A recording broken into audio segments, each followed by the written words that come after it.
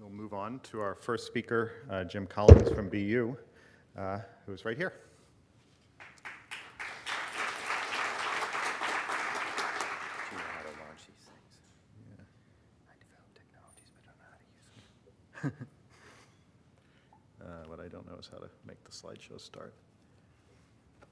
I don't know either. Slideshow. Maybe that would be a good place to start. How about? Great, thanks. Okay, I want to thank Mark for the invitation to speak to you. What I want to do over the next 20 minutes, reduce them 25 minutes, is tell you a little bit about what our work's doing in antibiotics and antibiotic resistance. We're in a biomedical engineering department, and we primarily focus on network biology, and really from two different perspectives. Synthetic biology, where we're taking genes, promoters, bits of DNA, putting them together into synthetic gene circuits and using these synthetic gene circuits to reprogram organisms with novel function. I'm going to touch only briefly upon that, but really talk mainly about an effort that we started a couple of years after that, which is now about 8-9 years ago, where we realized we could use these synthetic circuits as probes to go into cells, wherein you could turn different genes or proteins up or down or on or off, measure the whole scale response, and from that, infer the underlying structure of the networks. Do we have a pointer, by the way? No pointer? Okay.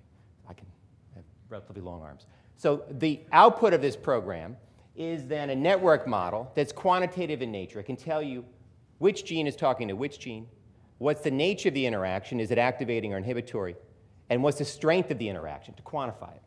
What we recognized, again from control theory, was that once you had that network model, you could actually use this to identify the targets and mediators of a drug. So in control theory, what's known is that you've got basically three parts to a control system: the input, the output, and the system itself. If you know two of the three, you can work out the third. So what we recognized was if you've got your quantitative network model and you have a drug of unknown or limited mode of action, you could, in principle, apply the drug to your cells, measure the output using, for example, microarrays, and then take the output, filter it through the network model, and use control systems approaches to identify the likely targets and mediators that the drug hit to produce the output pattern. We applied this initially to in silico data. We then moved on to mammalian systems, fungal systems, and what I want to tell you about is our efforts now in bacterial systems. And the motivation is quite clear to everybody in this room. As you know, the number of resistant strains has been growing dramatically the past few decades, whilst the number of new antibiotics being developed or approved is diminishing. So we got excited just a few years ago to think about, could we take these network approaches and, on the one hand, gain insight into resistant mechanisms, but likewise develop means to gain insight into how antibiotics act as a means to enhance our existing antibiotic arsenal. As a first effort, what we did was to collect hundreds of microarrays, in this case on our favorite organism, which is E. coli. And we now have about 1,000 such microarrays that are publicly available in a many microbes database. We use those arrays to reconstruct on a genome scale network models of E. coli. We can now use this as a filter to examine and study how different antibiotics act. And the first group we looked at was with Dan Dwyer and Mike Kohansky were quinolones. So as all of you know in the room, quinolones are gyrase inhibitors. The thinking as to how they killed was that they inhibit gyrase, it blocks replication, boom, the cell dies. We decided we'd take the network approach to see, could we gain additional insight into perhaps other mechanisms or additional mechanisms by which quinolones die. We also used a synthetic gene network switch to control CCDB, a native toxic protein that also inhibits gyrase, as a means to try to pull out the underlying mechanisms. Well, with this network approach, what we found, not surprising, was that the DNA damage response network was highly enriched and activated by these perturbations. But what was surprising, we also found the oxidative damage response network was significantly upregulated and identified as a key mediator, as was the iron uptake utilization network, as well as the iron sulfur cluster synthesis network. Dan and Mike went in and did a series of genetic and phenotypic studies where they were able to show that gyrase inhibitors, quinolones specifically, come in, do their thing with a direct target, but what they do is they stimulate an oxidative damage cell death pathway, which basically leads initially to a burst in superoxide that serves to leach iron from internal iron sulfur clusters, that feeds a Fenton reaction that produces then lethal hydroxyl radicals. And it's this end step of the nasty radicals which is the main contributor to cell death. Mike Kohansky, an MD, PhD student then in my lab, very brilliant guy, sat back and said, okay, if quinolones do this, I wonder if other antibiotics do the same. So what he did was look also at beta-lactams, which, as you know, inhibit cell wall synthesis. That's the thinking how they kill, but he thought maybe they stimulate a similar pathway. And he also looked at aminoglycosides, which generally thought to kill through the direct target, which is they mess up protein translation. Well, what Mike discovered was, in fact, that all major classes of cytal antibiotics, in both gram-negative and gram-positive, stimulate this common oxidative damage cell death pathway, where as a result of the initial drug-target interaction, you have basically disruption of central metabolism, which leads to activation, hyperactivation of electron transport chain, which leads to a shift in the NAD-NADH ratio, burst in superoxide, leaching iron from internal iron sulfur clusters, feeding the Fenton reaction, and producing nasty hydroxyl radicals that damage DNA, lipids, proteins, contributing significantly to the resulting cell death. As I mentioned at the outset, we're in the biomedical engineering department, so what we like to do is commandeer basic science discovery. So we sat back and said, okay, could we utilize this? And what we realized was that given that the major antibiotics are all stimulating this pathway, perhaps we could harness the pathway and/or defenses against this pathway as a means to produce super antibiotics.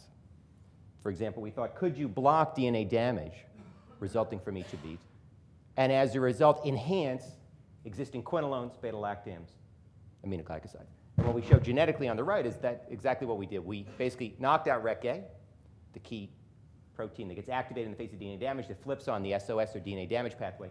And what we find when we knock it out is that we can boost the effectiveness of quinolones, aminoglycosides, beta-lactams by 10-fold, 100-fold, 1,000-fold.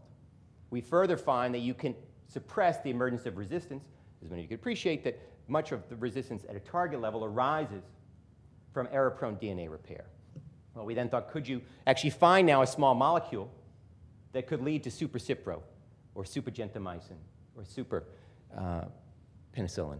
And we teamed up with Nurse, Sue's here from Nurse, and helped us with this screen. So with Guillaume Cotterell, Jamie Wisbowski, and Sue, we set up screens both with a small facility here at BU as well as Nurse over at Harvard Med, where we looked at over 50,000 bioactive compounds against an assay looking for REC-A inhibitors. We had a number of hits, CB501, or some of our favorite ones, and showing results for CB301 over here, in vitro data, in this case, on Staph aureus. We delivered gentamicin at a low amount, insufficient to cause a lot of killing. When we delivered CB301 by itself, which inhibits REC-A, it's not essential. It does not impact survival of the drug. Whereas if you deliver them in combination, you get a 1,000-fold increase in killing efficacy of that low amount of aminoglycoside. And so we're now exploring how we can build further on this. What we're also excited about are non-molecule-based therapeutic approaches to enhance antibiotics. So as I mentioned, we're in the synthetic biology game, and with Tim Liu, we, a few years ago, decided to think about, could we engineer bacteriophage, viruses that specifically infect bacteria, as adjuvants for bactericidal antibiotics? So what we did here was engineer the phage to stay in lysogenic state to minimize resistant pressure. We then engineered them so that when they infected the bacterium, they would overexpress Lex-A. So as many of you know, in the DNA damage system, you've got REC-A that detects damaged DNA. It gets activated and it cleaves Lex-A, the key repressor transcription factor for SOS. Once that gets cleaved, boom, the system gets turned on. So we hypothesized if we could engineer these guys to overexpress Lex-A, we could keep SOS off and thereby potentiate the cytal antibiotics. And in fact, that's what we saw. Across the board, across all classes that we looked at, we could potentiate the cytals by 100-fold, 1,000-fold, 10,000-fold. Further, we could resensitize resistant strains. So in the case of resistant strains, what we're now working on is to show that, in fact, you still have the mechanism, this oxidative damage mechanism being triggered, but in fact, it's at the level sub-threshold to trigger death. If you now can remediate their protective schemes, you could make now those levels of radicals being produced lethal. In fact, that's exactly what we showed. We also did probably what I think is the first animal study in synthetic biology, where we infected mice. We then treated them with low amounts of quinolones such that only 20% survived. When we combined the phage with those, we actually got it up to 80%. And we're confident we can get this to 100%. This was a very cheap, non-budgeted study, and so we didn't look at any dosing effects. Interestingly, when we published this work, we got contacted by the US Army and the Walter Reed Medical Institute, where they shared with us that many of the US soldiers coming back from Iraq and Afghanistan have very nasty skin infections that are resistant with some nasty actinobacteria. And we're now working with them to engineer phage to be combined with existing therapies which are not so effective against these thin skin therapies, skin infections. We then wanted to really better understand some of the significance of this common mechanism. And as I alluded, we really have been focusing on the radicals as killing mechanisms. But as many of you can appreciate, that if your radicals are subthreshold, that is, they're not killing, they're actually mutagenic. So reactive oxygen species-specific hydroxyl radicals will damage DNA. So we hypothesized, could sublethal levels of bactericidal antibiotics still be producing radicals? And as a result, would they, now not in the killing state, lead to increased levels of mutation? So with Mike Kohansky, what we did, and Mark DePristo, was set up a study where we looked at these, and in fact, that's exactly what we found. When you deliver sublethal bactericidal antibiotics, the mutation rate bumps up significantly, and this mutation rate is correlated with increased production of radicals. It disappears when you either deliver thiourea, a hydroxyradical scavenger, or you conduct the experiments under anaerobic conditions. We then speculate, okay, if you've got these guys at sublethal, so you don't have selective pressure, alluding back to Mark's intro remarks, but you've got them being mutagenic, could you then see increased emergence of resistance? And so what we did was now treat cells, E. coli, our favorite organism, with low amounts of ampicillin, and we did this for other antibiotics and so similar effects, over the course of 5 days. And what we saw was it bumps up in MIC, so increased resistance emerging after a relatively short period of time, not only to ampicillin, but to other antibiotics.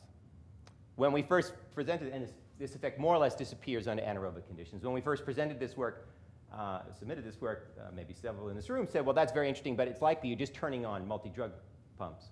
And so it's not specific to these, the resistance is not specific to the other drugs you're looking at. And we then said, okay, let's now see if we can take this a little further. And so we did was a cross-resistance study. So what we did now was apply ampicillin for 5 days. We selected for colonies that were now resistant to norfloxacin, ampicillin, kanamycin, other antibiotics. And then we looked at those that were resistant to now the other antibiotics, and those antibiotics, how were these resistant to the other schemes? So let's just look at the top plot. Most interestingly, what we find is that these colonies produced by ampicillin, which are resistant to quinolones, not all of them are resistant to ampicillin.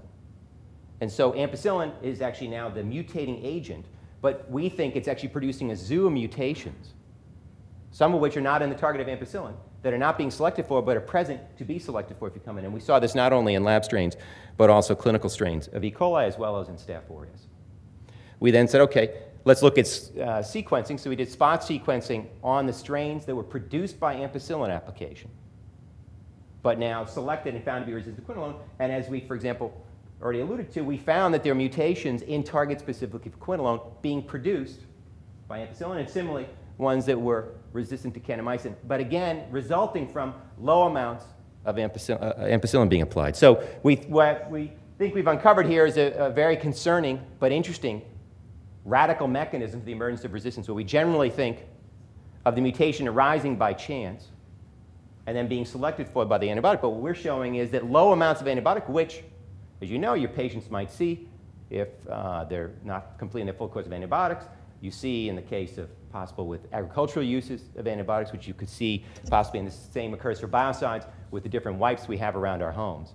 And that what we showed is that these guys are producing radicals which are not killing, so you don't have selective pressure, but it's producing wide range of mutations, a zoo of mutants that are sitting there, potentially now offering up a zoo of mutants that could lead to emergence of multi-drug resistance.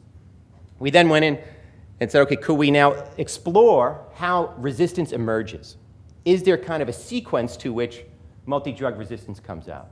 So Henry Lee and Michael Moeller, two members of my lab, set up a bioreactor in which they were able to slowly turn up the crank, the amount of antibiotic that the population would see, with the hope of then pulling out samples, sequencing them, and see, is there a consistent pathway by which multi-drug resistance will emerge? Well, when they did this, and up top is results of the bioreactor, so after a couple days they'll ramp it up. When they started pulling out the samples, what they discovered was that after a few days in the bioreactor, the great majority of the samples had MICs that were substantially lower than the MIC of the group in the reactor.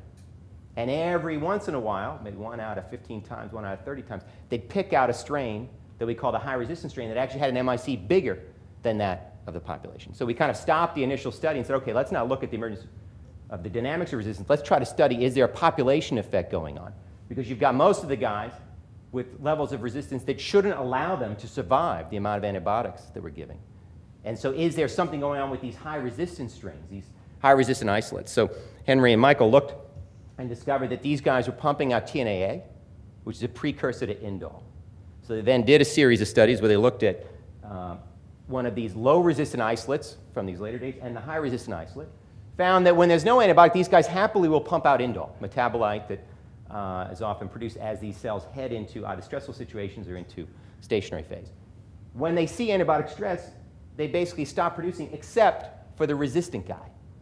So the resistant guy will begin to pump out indole. What we found is that when we delivered indole now to the low resistant guy, remember the low resistant guy has a level of resistance where he should not be surviving the reactor at the day where we pulled him out.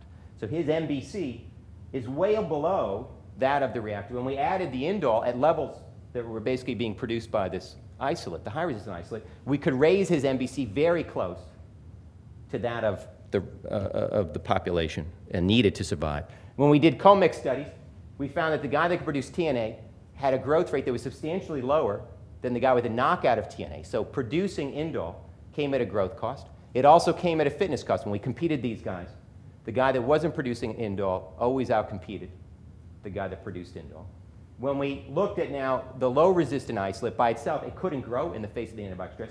But when we mixed just 1% of the high resistant guy with the low resistant guy, boom, the low resistant guy could grow very happily. So with this, we then went in and said, okay, what's going on? Are there mutations to produce indole? And no. We looked at multiple schemes here, and we didn't find there was any mutations to indole. What we found was that this guy, the high resistant guy, will develop a mutation to the applied antibiotic. We looked at quinolones, we looked at aminoglycosides. And what he does is now pops up. He thinks he's in a non-stressful situation. And so he will happily begin to pump out indole at some cost to himself. And so what we've got is this bacterial charity work, where it's now, we think it's even, bacterial resistance will emerge under even more complicated situations due to population and community dynamics, where in the face of the antibiotic stress, you've got a number of mutations that can arise, as we alluded to earlier. You'll have a supermutant that will arise that will begin to pump out indole that will help raise up the non-resistant members of its population such that they have some ability to survive this potentially transient stress and allow them to maybe explore mutation space for some time. And so we think this is an area that deserves further attention, particularly in vivo. This was all done in vitro. Final 2 slides of results. We also become very interested in bacterial persisters, and I think we might hear from Bruce Levin and others in the meeting about this phenomena. So this is an area, a topic that's become very popular in microbiology the last 5 or 6 years. The notion of persisters is you have a tiny fraction of a population that are in a quasi-dormant state, that as a result of the quasi-dormant state are basically highly tolerant to antibiotics and other stresses. The thinking now is that persisters underlie chronic and recurrent infections and play a major role in biofilm-related infections. As engineers, we thought, could we come up with strategies to kill them off? And so the initial one we went after was, could we figure out a way to wake these guys up to make them active so that present antibiotics could kill them off? And with Kyle Allison and Mark Brynildson, we delivered a whole range of sugars and other metabolites. And what was interesting is we found that these did absolutely nothing for quinolones and beta-lactams, none of the ones we applied, except some of these sugars and metabolites, particularly upper glycolytic sugars, serve to enable aminoglycosides to kill off persisters. When we studied these phenomena, we found that the sugars were not serving to wake up the cells to allow them to resume normal growth, which would allow them likely to be killed by quinolones and beta-lactams.